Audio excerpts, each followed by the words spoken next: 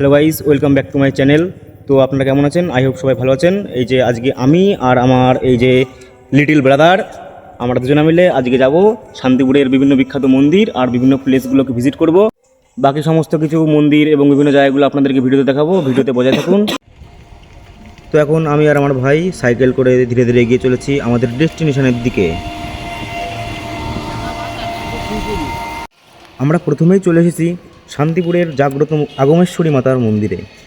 এই মন্দিরটি শান্তিপুর বাইগাছি মোড় থেকে 1 কিলোমিটার দূরত্বের মধ্যে রয়েছে। এই মন্দিরটি প্রায় 400 বছর প্রাচীন একটি জাগ্রত মন্দির। এই মন্দিরে মা কালী আগমেশ্বরী মাতারূপে পূজিত হন, তাই এই স্থানটি আগমেশ্বরী তলা নামে পরিচিত।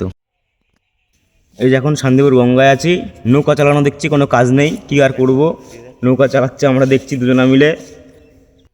এই এরিয়াটাতে অনেকক্ষণ ধরে খুব সুন্দর হাওয়া হচ্ছিল, খুব ভালো লাগছে ফুরফুরে হাওয়াটা খেতে। আমরা এখন এক্স্যাক্টলি যেই লোকেশনে রয়েছি তার থেকে একটুখানি বাদিক এগিয়ে গেলে আমরা দেখতে পারবো শান্তিপুর বিখ্যাত সেই কালো বস্তা, যেখানে বিকেলবেলা প্রচুর মানুষজন আসে এবং আড্ডা মারে। এবং ডান দিক তাকালে আমরা দেখতে পারবো স্টিমার ঘাট, এবং পিছন দিকটায় রয়েছে মানুষজনদের ঘরবাড়ি, এবং এইখানটা একটি মূলক্ষেত রয়েছে যেখানটায় মূলো বোনা হয়েছে।